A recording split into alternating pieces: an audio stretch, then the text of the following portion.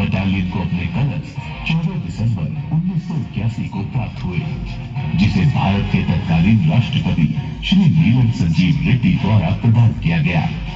Second lieutenant Sunil Singh Parihar को यह सम्मान प्राप्त करने का सौभाग्य मिला। आज ये ध्वज 50 वर्षों की वीरता, बलिदान और विजय के इतिहास का साक्षी है। वाहेगुरु की कृपा से आज टेरिफिक 12 भारतीय सेना की सबसे साहसी बटालियन में से एक के रूप में खड़ी है। रेजिमेंट का मोटो देख तेग फतेह, जिसका अर्थ है युद्ध में विजय और शांति में सुख समृद्धि। 12th सिख लाइट इन्फेंट्री को हर फील्ड टेन्योर में कठिन और एक्सट्रीम परिस्थितियों में तैनात किया गया। फिर भी बटालियन ने हर बार बेहतरीन प्रदर्शन किया और हर मुश्किल का सामना अपने सभी कार्यों में सफल होकर किया।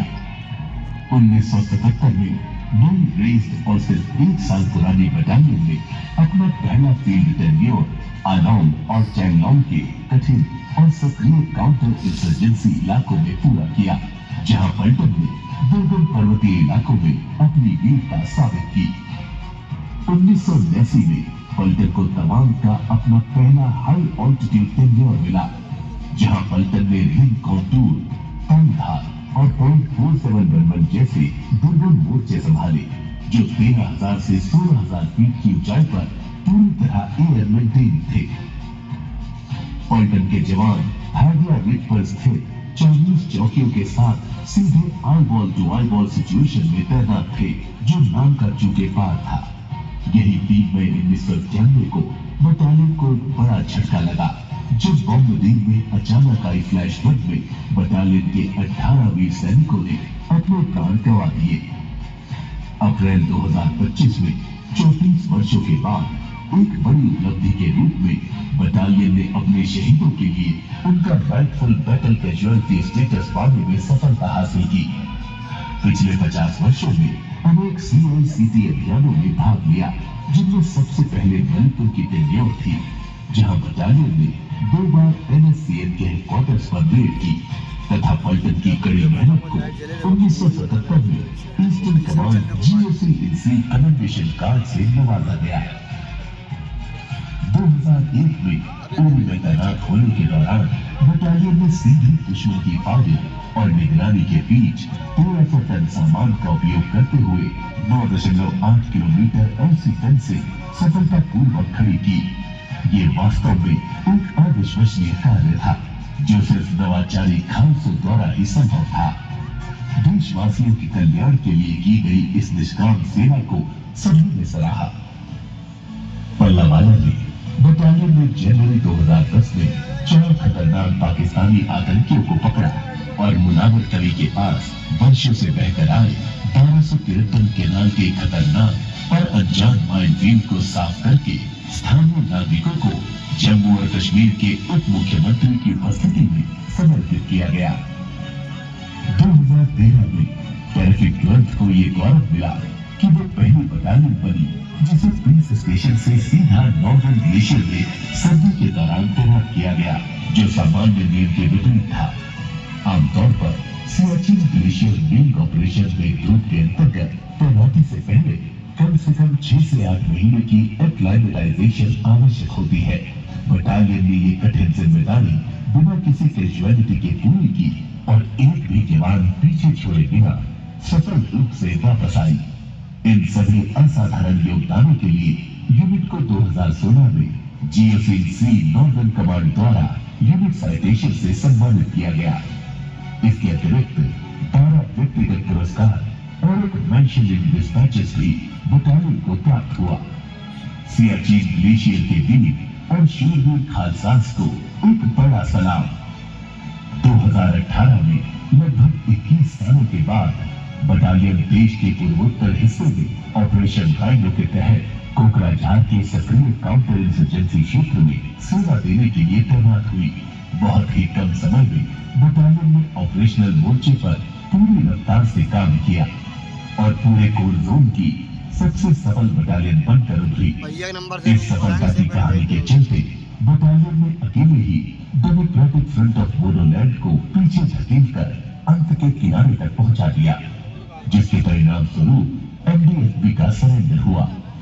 अपने पूरे टेन्योर के दौरान बटालियन ने सक्रियता और आक्रामक तरीके से कई ऑपरेशंस कंडक्ट किए, एक मिलिटेंट को न्यूट्रलाइज किया, 59 सक्रिय एंटी नेशनल तत्वों को पकड़ा और 45 सफल ऑपरेशंस में हथियार और एमिनेशन का बड़ा जखीरा बरामद किया। गलवान घटना के बाद यूनिट को ऑपरेशन स्नो लेपर्ड के तहत एलओसी पर अरुणाचल प्रदेश के ऊंचे पर्वतीय इलाकों में सेवा देने का अवसर भी मिला। बटालियन को कोकराझार आसाम से इंसर्जेंसी के खात्मे की दिशा में उत्कृष्ट साहस और समर्पण दिखाने के लिए chief of army staff unit citation से सम्मानित किया गया। इस बात पर विशेष गर्व है कि इन सभी ऑपरेशंस में हमने एक भी साथी को नहीं खोया, जो पलटन की बेहतरीन ट्रेनिंग और तीखी ऑपरेशनल धार का परिणाम है। हालिया फील्ड टेन्योर 30 तिमाही में बटालियन ने अपनी क्षमता और युद्ध तैयारी को साबित किया और 1460 मीटर लंबी एरियल केबल में नॉर्दर्न कमांड की सबसे लंबी 25 kilometre flash track cutting, 1550 metre AIOS fence realignment, 2 नए हेलीपैड्स का निर्माण, 14 डायरेक्ट फायरिंग गन पोजीशंस और 300 मीटर टनल्स का निर्माण किया। ये सब कार्य 9500 से 13000 फीट की ऊंचाई पर स्थित कठिन और जोखिम भरे इलाकों में सीधे दुश्मन की निगरानी के बीच किए गए। इसकी प्रशंसा पूरे चीन ऑफ कमांड ने की, जिसमें अप्रैल 2025 में बटालियन के दौरे पर आए general Upendra Dwivedi, PVSM, AVSM, chief of army staff भी शामिल थे। ये प्रशंसा ऑपरेशन सिंदूर के दौरान भी बटालियन ने अपनी पोजीशन पर दृढ़ता से टिककर अपने एरिया ऑफ रिस्पॉन्सिबिलिटी को दुश्मन के हमले से सफलतापूर्वक सुरक्षित रखा। बटालियन ने अपने मोटो दबी चल खिंची चल पर अपने सभी 20 टेन्योर्स में पूरी तरह जीकर दिखाया है। अब मैं आपको 12th बटालियन 6 लाइट इन्फेंट्री के गौरवशाली 20 टेन्योर्स के बारे में बताता हूँ। खेल क्षेत्र में उपलब्धियों का ये शानदार सिलसिला 1981 में कानपुर शहर से शुरू हुआ, जहां बटालियन ने एथलेटिक्स और बॉक्सिंग जैसे पैरास के पसंदीदा इवेंट्स में उन्हें हराया। 1990 के दशक में मामूल में हम 19 इन्फेंट्री ब्रिगेड की सबसे बेहतर बटालियन रहे और बाद में 1993 में 29 इन्फेंट्री डिवीजन का बैनर जीता। 1997 में जलंधर टेन्योर बटालियन के लिए विशेष रूप से प्रभावशाली रहा, क्योंकि हम लगातार 3 साल तक डिवीजन घातक चैंपियंस रहे। इस दौरान हमने division 81 mm mortar firing, mile laying और ब्रिगेड ड्रिल कॉम्पिटिशंस जीतकर अपनी क्षमता का प्रदर्शन किया। 1999 में बटालियन ने जलंधर में अपना सिल्वर जुबली रेजिंग डे मनाया। पिथौरागढ़ 2004 से 2007 और गांधीनगर 2010 से 2013 के टेन्योर्स के दौरान बटालियन ने असाधारण खेल प्रतिभा और प्रोफेशनल स्टैंडर्ड्स का प्रदर्शन करते हुए कई सम्मान और पुरस्कार जीते। गौरव की उपलब्धियां तब और भी बढ़ जाती है जब commanding officer colonel Manish Joshi ने स्वयं गोल्डन कतार माउंटेनियरिंग टीम का नेतृत्व करते हुए कठिन और लगभग असंभव माउंटेन भागीरथी 6512 मीटर की चोटी पर सफल चढ़ाई की। उपलब्धियों की लंबी सूची में एक और उपलब्धि जोड़ी गई जब रेजिमेंट के कर्नल जनरल विक्रम सिंह ने बटालियन को प्रेस्टिजियस एफिलिएशन सेरेमनी के लिए द 6 लाइट इन्फेंट्री रेजिमेंट का प्रतिनिधित्व करने के लिए चुना, जिसमें इंडियन नेवल शिप पेग एक तलवार क्लास फ्रिगेट शामिल थी।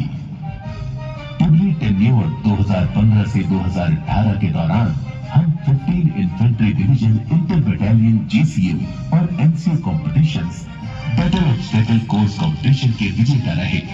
जनवरी 2021 में बटालियन कोटा पहुंची और inter battalion basketball, 81 mm mortar competition और रेजिमेंटल डॉक्यूमेंटेशन ट्रॉफी जीतकर अपनी विजयी परंपरा जारी रखी। बटालियन ने Shanghai cooperation organisation peace mission के तहत ओरेनबर्ग, रशिया में एक मल्टीनेशनल जॉइंट फॉरेन एक्सरसाइज के दौरान इंडियन आर्मी और देश का प्रतिनिधित्व किया। मार्च 2022 में इतिहास ने एक बार फिर खुद को दोहराया जब बटालियन